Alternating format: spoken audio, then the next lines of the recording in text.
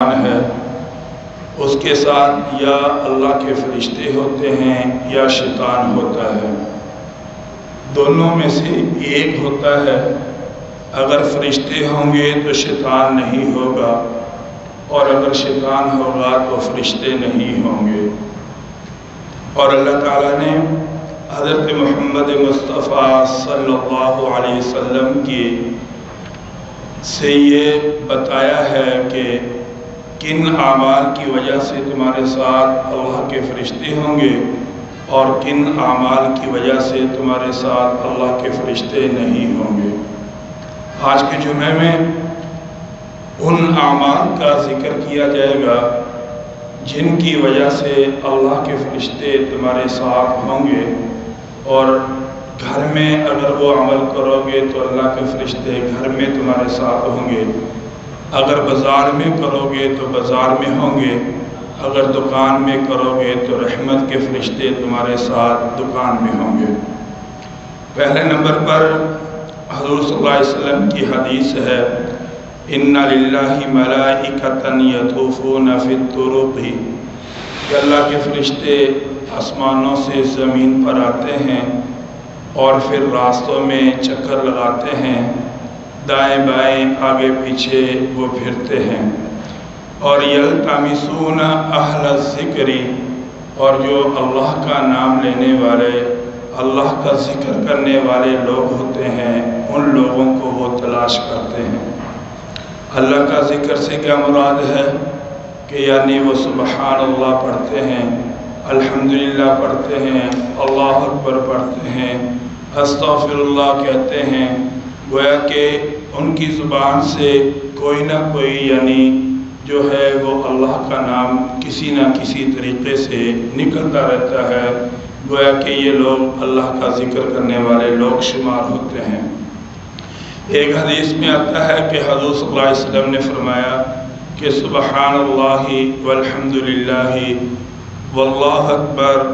یہ ساری چیزیں جو ہیں یہ اللہ تعالیٰ ان الفاظ کی برکات کی وجہ سے تمہارے لیے اللہ تبارک و تعالیٰ جنت میں درخت لگا دیتے ہیں۔ اور جو انسان جتنا زیادہ اللہ کا ذکر کرے گا، جتنا زیادہ اللہ تبارک و تعالیٰ کا نام لے گا، اور جتنی کثرت کے ساتھ اللہ کو یاد کرے گا، اور جتنی ہی اللہ تبارک و تعالیٰ کے نام کو اپنی زبان پہ لائے گا، گویا کہ اس وقت اس کے پاس اللہ کے فرشتے بھی آتے ہیں اور رحمت کے فرشتے آتے ہیں، اور شیطان اس سے بھاگ جاتا ہے، اور ایسے گھر کے اندر ایسی جگہ میں جو ہے اللہ کی رحمت کے فرشتے اترنا شروع ہو جاتے ہیں۔ فرمایا کہ جب فرشتے ذکر والوں کو پاتے ہیں، ذکر والے جب ان کو دیکھتے ہیں تو وہ پھر دوسرے فرشتوں کو کہتے ہیں کہ ہلموا الی حاجاتکم، کہ آیو بھائی جو تم جس کو تلاش کرنے کے لیے زمین پر آئے تھے، آیو وہ تمہیں مل رہے ہیں، اور یہ ہیں وہ جو اللہ کا ذکر تلاش کر رہے ہیں، یہ وہ لوگ ہیں جن کو تم تلاش کر رہے ہو۔ پھر ان کے پاس آ کر بیٹھ جاتے ہیں۔ حدیث میں آتا ہے کہ زمین سے لے کر آسمان دنیا تک ان کے پاس فرشتوں کا ایک مجمع جمع ہو جاتا ہے، اور ایک بہت بڑا کٹھ جو ہے ان کے پاس جمع ہو جاتا ہے۔ اور پھر یہ لوگ وہ خوش نصیب لوگ ہیں کہ جن کے پاس اللہ کی رحمت کے فرشتے آتے ہیں۔ اسی طرح سے ایک دفعہ آپ صلی اللہ علیہ وسلم نے فرمایا اَیْنَ اُولُو الْأَلْبَابِ، فرمایا کہ عقل والے لوگ کون ہیں؟ تو آگے سے جواب دیا اَیَّ اُولِي الْأَلْبَابِ الَّذِينَ تُرِيدُ، کہ عقل والوں سے آپ کن لوگوں کا ارادہ کر رہے ہیں کہ عقل والے لوگ کون ہیں؟ کیونکہ ہمارے یہاں تو عقل والے لوگ وہ ہوتے ہیں جو دہاڑی اچھی لگا لیں، جو دکانداری اچھی کر لیں، جو پیسہ اچھا کما لیں، جو تجارت اچھی کر لیں، یا جن کو کافی سارے جنبلت اور طریقے آ جائیں پیسے کمانے کے، ہمارے ہاں وہ لوگ عقل والے ہوتے ہیں۔ تو انہوں نے آگے سے صحابہ کرام رضی اللہ تعالیٰ عنہ نے سوال کیا کہ یا رسول اللہ صلی اللہ علیہ وسلم، آپ عقل والوں میں سے کن لوگوں کا ارادہ کر رہے ہیں کہ یہاں عقل والوں سے مراد کون لوگ ہیں؟ تو آگے سے صحابہ کرام یعنی آپ صلی اللہ علیہ وسلم نے فرمایا الذین یذکرون اللہ قیاما وقعودا وعلی جنوبہم ویتفکرون فی خلق السماوات والارض، یعنی وہ لوگ جو اللہ کا ذکر بہت زیادہ کرتے ہیں، جب وہ کھڑے ہوتے ہیں پھر بھی اللہ کا ذکر کرتے ہیں، جب وہ بیٹھتے ہیں پھر بھی اللہ کا ذکر کرتے ہیں، اور جب وہ لیٹتے ہیں پھر بھی اللہ کا ذکر کرتے ہیں، یہ ہیں دنیا کے اندر اصل لوگ، عقل والے لوگ۔ تو اس لیے بھائیو، اللہ کے ذکر سے انسان کی دل کی کھیتی آباد ہوتی ہے، اور اسی طرح سے اللہ کا نور انسان کے جسم میں آتا ہے، اور اسی طرح سے اللہ تبارک و تعالیٰ کی رضا انسان کو اللہ کے ذکر سے حاصل ہوتی ہے، اور اللہ کی رحمت کے فرشتے جو ہیں ان کا انسانوں کے پاس نزول ہوتا ہے۔ اتنا زیادہ اللہ کے ذکر کرنے کا انسانوں کو فائدہ ہوتا ہے۔ اگر گھر کے اندر جیسے کہ حضرت بابا فرید شکر گنج رحمۃ اللہ علیہ کے بارے میں آتا ہے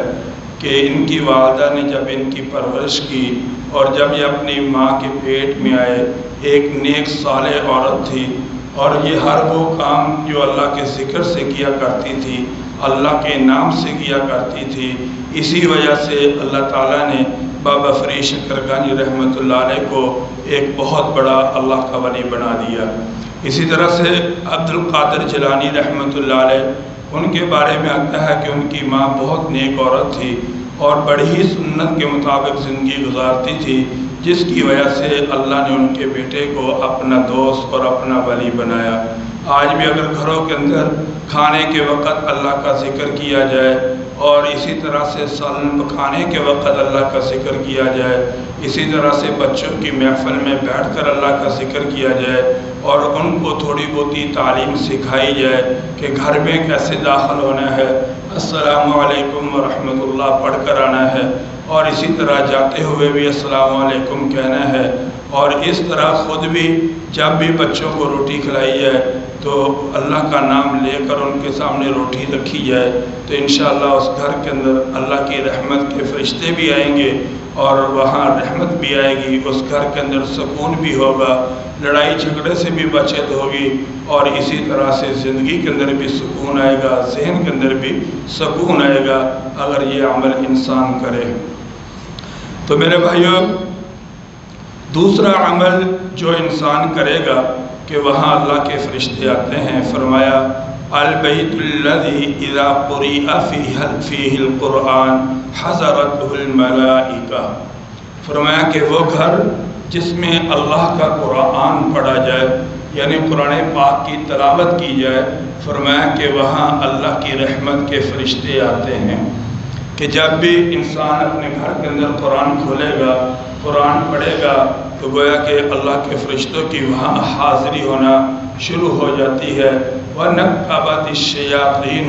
اور فرمایا کہ جو شیاطین وغیرہ ہیں وہ بھاگ جاتے ہیں، اور اس گھر کے اندر شیاطین وغیرہ نہیں رہتے۔ فرمایا کہ کَثُرَ خَيْرُهُ وَقَلَّ شَرُّهُ، جب اللہ کے فرشتوں کا نزول ہوگا، اللہ کے فرشتوں آئیں گے، رحمت کے فرشتے آئیں گے، تو فرمایا کہ وہاں کثرت کے ساتھ خیر آئے گی، اور شر جو ہوگا گویا کہ وہ نہ ہونے کے برابر رہ جائے گا۔ میرے بھائیوں، آج اگر ہم چاہتے ہیں کہ ہمارے گھر آباد ہوں تو ان گھروں کے اندر قرآن پاک کی تلاوت کو کرنا چاہیے۔ دیکھو، ایک بیٹی ہے یا ایک بیٹا ہے، اس نے اپنے ماں باپ کو دیکھ کر اپنے اندر ایک زندگی لے کر آنی ہے۔ اگر ماں اپنے جو ہے بناؤ سوار کو ٹائم دے، 1 گھنٹہ ٹائم دے اگر ماں اپنے بناؤ سوار کو، تو ماں اولاد جو ہے وہ سمجھے گی کہ اصل تو یہ چیزیں ہیں، اور قرآن پاک کو اگر وہ ماں آدھا 15 منٹ ٹائم دے تو بچوں کے ذہن میں خود بخود آئے گا کہ اصل چیز بناؤ سوار ہے، قرآن پاک کی تلاوت نہیں ہے۔ لیکن اگر ماں گھنٹہ قرآن پڑھے گی اور بناؤ سوار پہ وقت نہیں لگائے گی تو اولاد کو خود سمجھ آئے گی کہ اصل جو ہے قرآن پاک کی تلاوت ہے، بناؤ سوار نہیں ہے۔ کیونکہ چھوٹے چھوٹے جو بچے ہوتے ہیں انہوں نے اپنے ماں باپ کو نقش کرنا ہوتا ہے اپنی آنکھوں کے اندر، ان کی زندگی کو، ان کی سیرت کو اپنی زندگی کے اندر سے جانا ہوتا ہے۔ اگر ماں باپ قرآن پڑھیں گے، فجر کی نماز پڑھیں گے، فجر کی نماز پڑھ کر ماں باپ قرآن کھولنا شروع کر دیں گے، گھر کے اندر پڑھنا شروع کر دیں گے، بچے خود بخود قرآن پاک کی تلاوت شروع کر دیں گے۔ اور اگر ماں باپ قرآن نہیں کھولیں گے تو یاد رکھنا بچے بھی قرآن پاک کی طرف کبھی بھی راغب نہیں ہوں گے۔ اور خوش نصیب ہے وہ اولاد کہ جن کو اللہ تعالیٰ نے ایسے گھر دیے ہیں، ایسے ماں باپ دیے ہیں کہ جن کی زندگی کے اندر قرآن پاک کی تلاوت ہے، اور اس کی برکات سے ان کے بچے بھی قرآن پاک پڑھنے کی کوشش کرتے ہیں۔ میرے بھائیوں، یہ دوسری ہے کہ جس گھر کے اندر قرآن پڑھا جاتا ہے وہاں اللہ کے فرشتے کثرت کے ساتھ تشریف لاتے ہیں۔ تو اب فجر کی نماز پڑھ کے ہمیں روزانہ کی بنیاد پر کچھ نہ کچھ قرآن گھر میں بیٹھ کر پڑھنا چاہیے، تاکہ اللہ کی رحمت کے فرشتے ہمارے گھروں میں آئیں۔ اور پھر ہمیں اپنے بچوں کو ترغیب دینی چاہیے کہ بیٹا آپ بھی قرآن پڑھیں، تاکہ اللہ کی رحمت کے فرشتے کثرت کے ساتھ جو ہے وہ ہمارے گھروں میں تشریف لے کر آئیں۔ ماں کو بھی چاہیے کہ وہ اپنی بیٹی کے سامنے قرآن کھول کر پڑھے، اور تاکہ اس کی بچی کو، اس کی بیٹی کو پتہ چلے کہ اس قرآن کا ہماری زندگی کے ساتھ کتنا تعلق ہے اور کتنا ہمیں کیا ہے اس کا فائدہ ہے۔ تو اس لیے بھائیوں، یہ دوسرا عمل ہے۔ پہلا عمل کہ جن محفلوں میں اللہ کا نام لیا جاتا ہے وہاں اللہ کی رحمت کے فرشتے آتے ہیں، اور دوسرا عمل ہے کہ جس جگہ پہ قرآن پڑھا جاتا ہے وہاں اللہ کی رحمت کے فرشتے آتے ہیں۔ تیسرا عمل جو ہے کہ آپ صلی اللہ علیہ وسلم نے فرمایا کہ جب انسان باوضو رہتا ہے، پاک رہتا ہے، ناپاکی سے اپنے آپ کو بچاتا ہے، فرمایا کہ ایسے انسان کے ساتھ بھی اللہ کی رحمت کے فرشتے رہتے ہیں۔ یہ بات یاد رکھنا میرے بھائیوں۔ حضور صلی اللہ علیہ وسلم ایک دفعہ قبرستان سے جا رہے تھے تو وہاں دو قبروں والوں کو عذاب ہو رہا تھا، تو آپ صلی اللہ علیہ وسلم نے باہر رکے اور فرمایا کہ ان دو قبر والوں کو عذاب ہو رہا ہے۔ پھر آپ صلی اللہ علیہ وسلم نے فرمایا کہ انہوں نے کوئی بہت بڑے گناہ نہیں کیے کہ جن کی وجہ سے اللہ ان کو قبروں کے اندر عذاب دے رہا ہے۔ پھر فرمایا کہ ایک یہ ہے انسان کہ جو چغلی بہت کیا کرتا تھا، غیبت کیا کرتا تھا، اس وجہ سے اس کو قبر کے اندر عذاب اللہ تعالیٰ دے رہے ہیں۔ اور دوسرا آدمی وہ تھا کہ جو پیشاب کے چھینٹوں سے اپنے جسم کو بچاتا نہیں تھا۔ اس لیے اپنے کپڑے کو، اپنے جسم کو پیشاب کے چھینٹوں سے بچانا بہت ضروری ہے۔ اگر پیشاب کے چھینٹے کپڑوں پر پڑ جائیں تو ان کپڑوں کو فوراً تبدیل کرنا چاہیے، زیادہ دیر تک اپنے جسم پہ نہیں رکھنا چاہیے۔ اسی طرح سے اگر انسان ناپاک ہو جائے تو جتنا جلدی ہو سکے انسان کو پاکی کی کوشش کرنی چاہیے، اور پاکی کے اندر رہنے کی کوشش کرنی چاہیے، تاکہ اللہ کی رحمت کے فرشتے زیادہ سے زیادہ جو ہے ہمارے ساتھ رہیں اور شیطان سے ہماری حفاظت ہوتی رہے۔ اب آپ صلی اللہ علیہ وسلم نے فرمایا عمل بڑے پیارے ہیں میرے بھائیوں، ان عملوں کے اوپر نہ کوئی ہمارا خرچہ ہے، نہ کوئی ہماری بہت زیادہ محنت ہے، نہ کوئی ہماری بہت زیادہ جدوجہد ہے۔ دیکھو ایک آدمی نے وضو کر کے رہنا ہے، اور فرمایا کہ الوضو صلاح المؤمن، کہ وضو جو ہے یہ مومن کا ہتھیار ہے، کہ وضو کے ذریعے سے انسان شیطان کا مقابلہ کرتا ہے، وضو کے ذریعے سے انسان شیطان کے شر سے محفوظ رہتا ہے۔ جتنا تمہارا جسم با وضو رہے گا اتنے تمہارے ساتھ رحمت کے فرشتے رہیں گے، اور جب رحمت کے فرشتے رہیں گے تو شیطان خود بخود تم سے دور رہے گا۔ تو اب ایک حدیث میں آتا ہے کہ لیس من عبد یبیت طاہرا، کہ کوئی بھی آدمی اگر رات کو باوضو ہو کر بسترے پر لیٹے، دیکھیں ہم نے اگر عشاء کی نماز پڑھنی ہے تو عشاء کی نماز سے پہلے ہم کیا کر لیں؟ وضو کر لیں، وضو کر کے اب پیشاب کریں، پیشاب کر کے پھر وضو کریں، وضو کر کے پھر عشاء کی نماز پڑھیں، عشاء کی نماز پڑھ کر ہم اسی طرح لیٹ جائیں۔ اگر پھر عشاء کی نماز پڑھنے کے بعد لیٹنے سے پہلے پھر تقاضا آیا ہے تو پھر کوئی حرج نہیں ہے، پھر پیشاب کر لیں، پھر وضو کر لیں، اور وضو کر کے ہم اپنے بستر پر لیٹیں۔ بہت بڑی فضیلت ہے میرے بھائیوں۔ فرمایا الا بات معہ فی شعارہ، فرمایا کہ اللہ کی رحمت کا فرشتہ اس کے بستر پر آ کر رات اس کے ساتھ گزارتا ہے۔ یعنی وضو کرنے والا شخص پاکی کی حالت میں رات کو سونے والا شخص، اس کے ساتھ اللہ کی رحمت کے فرشتے اس کے ساتھ رات گزارتے ہیں اور اس کے بستر پر رات گزارتے ہیں میرے بھائیوں۔ ملکن یعنی اس کے ساتھ ایک فرشتہ آ جاتا ہے، لا ينقلب ساعة من اللیل، جب وہ پلٹتا ہے کبھی دائیں طرف ہوتا ہے کبھی بائیں طرف ہوتا ہے، یعنی انسان سوتے ہوئے پتہ نہیں کبھی کس طرف کروٹیں وہ انسان لیتا رہتا ہے، تو الا قال، مگر وہ اللہ کا فرشتہ کہتا ہے، کیا کہنا کہ ہم سو رہے ہیں، ہم اپنی نیند پوری کر رہے ہیں، اس نیند کے ذریعے سے ہم اپنی تھکاوٹ کو دور کر رہے ہیں، اور جو سارے دن کی پریشانیاں ہیں ہم ان کو اپنی نیند کے ذریعے سے کر رہے ہیں، لیکن رات کو سونے سے پہلے باوضو ہو کر سو رہے ہیں۔ فرمایا اللہم اغفر لی عبدک، اللہم اغفر لی عبدک، اے اللہ اس انسان کی تو بخشش فرما۔ یہ اللہ کا فرشتہ کہتا ہے جو وضو کی حالت میں انسان سوتا ہے، فَإِنَّهُ بَاتَ طَاهِرًا، کیوں اللہ اس کی بخشش فرما دے؟ کیوں فرشتہ دعا کر رہا ہے کہ اللہ جب یہ اپنے بستر پر آیا تھا تو پاکی کی حالت میں آیا تھا، وضو کی حالت میں آیا تھا، اس لیے میں اس کے لیے بخشش کیے اللہ تجھ سے دعا کر رہا ہوں۔ اور اس سے بڑا میرے بھائیوں، کبھی انسان کو رات کو جاگ آ جاتی ہے، ظاہری بات ہے حدیث میں آتا ہے کہ اگر رات کو تمہیں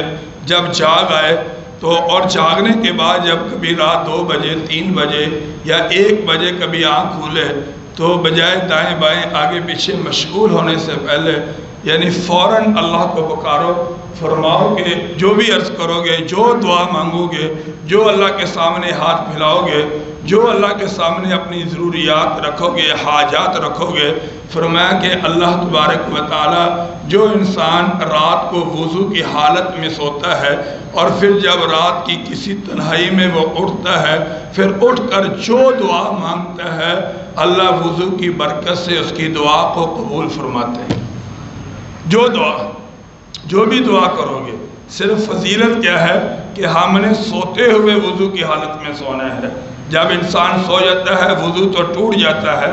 لیکن سونے کی پاکی کی حالت میں سونے کی یہ فضیلت اللہ تبارک و تعالیٰ نے ہمیں عطا فرمائی ہے کہ جو تم دعا کرو گے اللہ تبارک و تعالیٰ تمہاری دعا کو قبول فرمائیں گے۔ اس کے علاوہ ایک حدیث میں آتا ہے کہ آپ صلی اللہ علیہ وسلم نے فرمایا کہ جو انسان وضو کی حالت میں رات کو سوتا ہے، وضو کر کے رات کو سوتا ہے، فرمایا کہ جب قیامت کا دن ہوگا،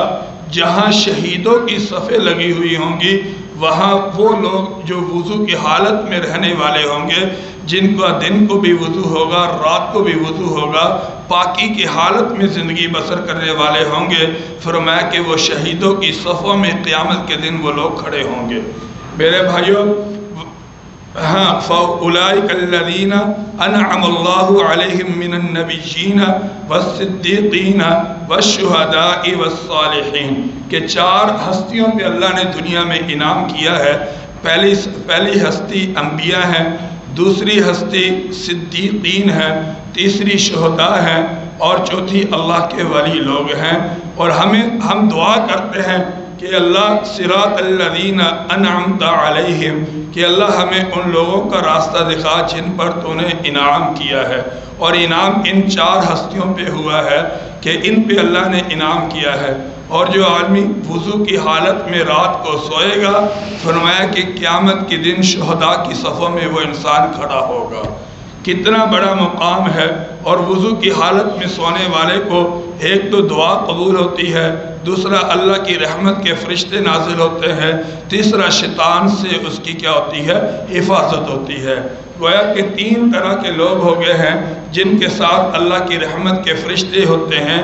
نمبر 1 اللہ کا ذکر کرنے والے، نمبر 2 قرآن پاک کی تلاوت کرنے والے، اور نمبر 3 جناب والا جو باوضو رہنے والے لوگ ہیں۔ نمبر 4 حضرت ابو ہریرہ رضی اللہ تعالیٰ عنہ کی یہ حدیث ہے اور بڑی مشہور و معروف حدیث ہے۔ فرمایا کہ حضور صلی اللہ علیہ وسلم نے ان کو کہا کہ جاؤ، وہاں ایک کھجوروں کا ڈھیر لگا ہے، تم نے وہاں پہرا دینا ہے، اور رات کو جو ہے چور آئے گا، حضرت ابو ہریرہ کہتے ہیں میں نے پہرا دیا، رات کو چور آیا، میں نے اس کو پکڑ لیا۔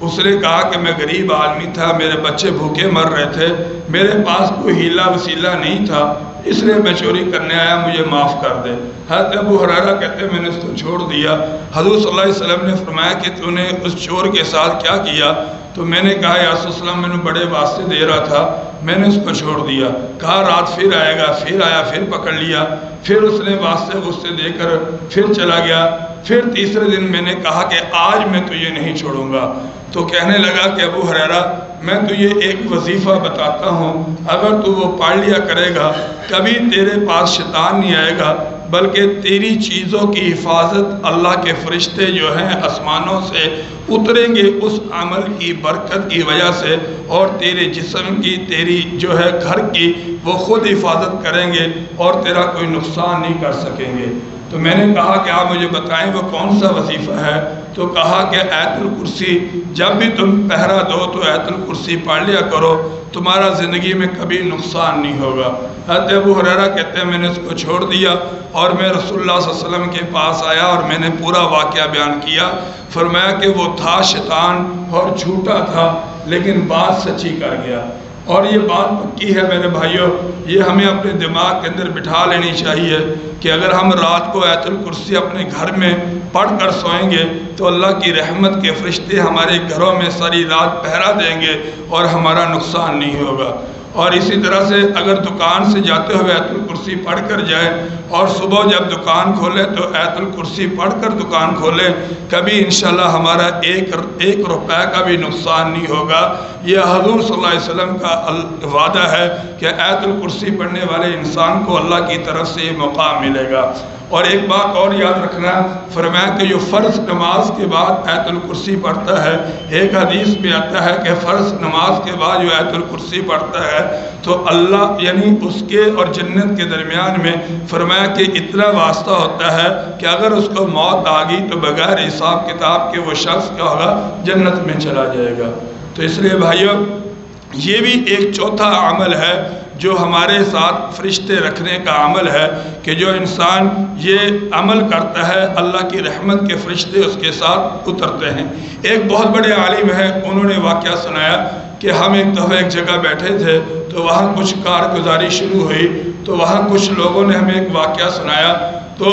بہت بڑے عالم ہیں اور ان کی بات میں 100% اعتبار کیا جا سکتا ہے۔ کہتے ہیں کہ ایک گھر کے اندر رات کو ڈاکو آ گئے، ڈاکوؤں نے سارا سامان باندھ لیا اور پیسے بھی اٹھا لیے، تو اور ایک باپ تھا، معذور باپ تھا، اور اس کی ایک چھوٹی بیٹی ہے۔ ڈاکوؤں نے کہا چلو فریزر سے شاید کوئی چیز ہمیں مل جائے کھانے پینے کی، تو انہوں نے فریزر کھولا تو وہاں کھانے پینے کا کافی حساب کتاب پڑا تھا۔ وہ سارے زمین پر بیٹھ کر کھانا کھانے لگے، تو بیٹی اپنے باپ کو کہتی ہے کہ ابا جان آپ مجھے بتائیں کیا اللہ کے نبی جو ہے جو کہہ دے وہ سچ ہوتا ہے یا جھوٹ ہوتا ہے؟ میں نے کہا، باپ کہنے لگا کہ بیٹی وہ 100% سچ ہوتا ہے، اللہ کے نبی جو کہہ دے وہ سچ ہوتا ہے۔ اور حضرت حسان رضی اللہ تعالیٰ عنہ کا ایک شعر ہے، اس شعر کا مفہوم یہ ہے، کہنے لگے کہ تم یہ سمجھتے ہو کہ میں اللہ کے نبی کی تعریف کرتا ہوں، بات یہ نہیں ہے، بلکہ میں اپنے اشعار کے اندر جب نبی کی تعریف کرتا ہوں تو میرے شعار جو ہے وہ عزت والے ہو جاتے ہیں، عظمت والے ہو جاتے ہیں۔ گویا کہ میرا کوئی کمال نہیں ہے، میرے اشعار کی عزت اور عظمت والے ہونا اس کی وجہ کیا ہے کہ ان اشعار کے اندر حضور صلی اللہ علیہ وسلم کا تذکرہ ہوتا ہے۔ اگر آج ہم خوبصورت ہیں تو نبی کی سنت کی وجہ سے ہیں، قابل احترام ہے تو نبی کی سنت کی وجہ سے ہیں، قابل عزت ہے تو نبی صلی اللہ علیہ وسلم کی سنت کی وجہ سے ہیں۔ نبی صلی اللہ علیہ وسلم کی سنت اگر ہماری زندگی سے نکل جائے تو میرے بھائیوں ہم کسی کام کے بھی نہیں ہیں۔ تو بیٹی نے جب یہ کہا، کہنے لگی ابا جان میں نے تو رات کو آیت الکرسی پڑھ کر میں روزانہ سوتی ہوں، پھر یہ ڈاکو کہاں سے آ گئے؟ اور ڈاکوؤں کا جو سردار تھا وہ یہ بات سن رہا تھا اور اس کے دل کو بڑی چوٹ لگی اور اس کو بڑا جھٹکا لگا۔ وہ اندر آیا، کہنے لگا بیٹی ہمارے نبی سچ کہتے ہیں کہ جو آیت الکرسی پڑھتے ہیں ان کے گھروں کا نقصان نہیں ہوتا۔ ہم آئے ہیں نا، ہم نے کوئی نقصان تو نہیں ابھی تک کیا نا، تمہارا کوئی چیز اٹھا کے تو نہیں لے کر جا رہے، لے بیٹی یہ گھر کا سامان بھی تمہیں مبارک ہو اور یہ تمہارے پیسے بھی تمہیں مبارک ہو، اور میں توبہ بھی کرتا ہوں، اللہ سے معافی بھی مانگتا ہوں، اور اپنی جیب سے 1000 روپے نکال کر اس بچی کو بطور ہدیہ کے پیش کر دیا۔ اور یہ ساری عزت جو اللہ نے عطا فرمائی کیونکہ انہوں نے رات کو آیت الکرسی پڑھی تھی۔ تو اس لیے بھائیو ہمیں یہ دائیں بائیں آگے پیچھے چلنے کی ضرورت نہیں ہے۔ کسی جگہ پہ لکھا تھا کہ جن کے گھروں میں شفا موجود ہو اور ان کو دائیں بائیں آگے پیچھے شفائیں تلاش کرنے کی ضرورت نہیں ہے۔ ہمارے تو گھروں کے اندر قرآن پاک ہے، قرآن کی ایک ایک آیت کے اندر برکتیں ہیں، اللہ کے فرشتوں کا نزول ہے۔ یہ چوتھا عمل ہے جس کی وجہ سے ہمارے پاس اللہ کی رحمت کے فرشتے آتے ہیں۔ پانچواں عمل میرے بھائیو وہ بھی آسان ہے، اگر کر لیں، اللہ توفیق دے دے۔ فَإِنَّ الصَّلَاةَ مَشْهُودَةً پانچواں عمل اشراق کی نماز ہے۔ اشراق کی نماز جب ہم فجر کی نماز پڑھیں اور سورج اچھی طرح سے طلوع ہو جائے، پھر اس کے بعد یہ وقت تھوڑی دیر کے لیے آتا ہے۔ فرمایا کہ جو آدمی اشراق کی نماز پڑھتا ہے اس کو 2 فائدے دنیا میں اللہ عطا فرماتے ہیں۔ ایک فائدہ کیا ہے کہ اس کے نامہ اعمال میں حج اور عمرے کا ثواب اللہ جمع فرما دیتے ہیں، پہلا۔ اور اگر ہم اسکول کے ٹائم اشراق کا وقت ہوتا ہے، بچوں نے کپڑے پہنے ہوتے ہیں صاف ستھرے، اگر گھروں کا ماحول بن جائے، بچوں کو کہا جائے کہ بیٹا آپ پاک صاف ہو کر اسکول جا رہے ہیں، چلو 2 رکعتیں پڑھ کر چلے جاؤ، تو پہلا انعام کیا ہوگا کہ نامہ اعمال میں حج اور عمرے کا ثواب ہوگا۔ کبھی اللہ توفیق دے دے تو ہمیں پڑھ لینی چاہیے۔ اور آج یہ حدیث پڑھ کر پہلی دفعہ یہ حدیث مطالعے میں آئی ہے تو پڑھ کر نیت کی ہے کہ انشاءاللہ اس پہ عمل کرنے کی پوری کوشش کریں گے۔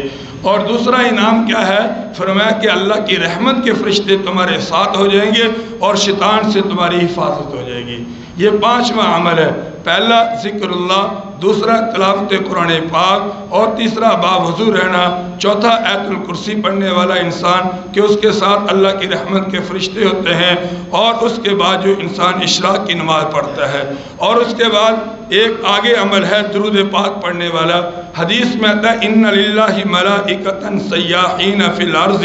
یبلغونی من امت السلام۔ حضور صلی اللہ علیہ وسلم نے فرمایا کہ اللہ کے فرشتے جو ہیں پوری زمین پہ چکر لگاتے ہیں اور ان لوگوں کے پاس رہتے ہیں، اڑتے ہیں، بیٹھتے ہیں کہ جو لوگ صلی اللہ علیہ وسلم پڑھتے ہیں یا اللہم صلی علی محمد وعلی آل محمد پڑھتے ہیں، درود پاک پڑھتے ہیں۔ ایک حدیث میں آتا ہے کہ وہ فرشتے سن کر وہاں سے حضور صلی اللہ علیہ وسلم کے روضہ مبارک میں لے جا کر نام لے کر کہتے ہیں کہ فلاں بن فلاں نے اے اللہ کے نبی آپ پر درود پاک پڑھا ہے، اور نبی صلی اللہ علیہ وسلم وہ سن کر پھر آگے سے اس درود پاک کا جواب عطا فرماتے ہیں۔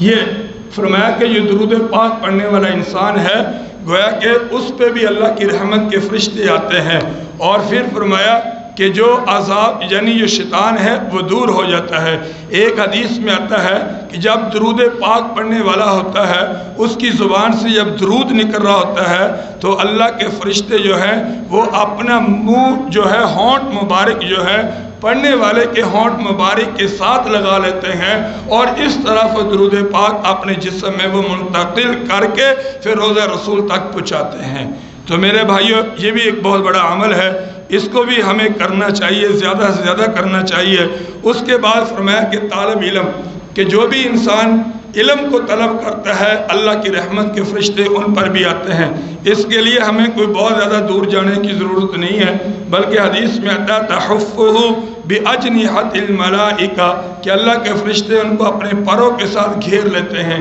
اس کا طریقہ کیا ہے کہ ایک محفل لگاؤ اپنے گھر کے اندر اور اپنی بیٹی یا اپنے بیٹے کو کہو کہ بیٹا روٹی کھانے کی دعا سناؤ، وہ کہے گی بسم اللہ وعلی برکت اللہ، بسم اللہ الرحمن الرحیم۔ یہ پوچھ رہی ہے بیٹا سونے کی دعا کیا ہے، اگر نہ آئے تو اس کو سمجھا دو۔ بیٹا نماز کے بعد کون سا ذکر کرنا ہے، نہ آئے تو اس کو بتا دو۔ یہ علم کی محفل ہے۔ جب ہمارے گھر کے اندر اس طرح کے مذاکرے ہوں گے تو وہ رحمت کے فرشتے آئیں گے اور شیطان وہاں سے بھاگ جائے گا۔ تو یہ بھی کوشش کر لینی چاہیے اور ان کو بتانا چاہیے کہ بیٹا السلام علیکم کہہ کر گھر میں آؤ،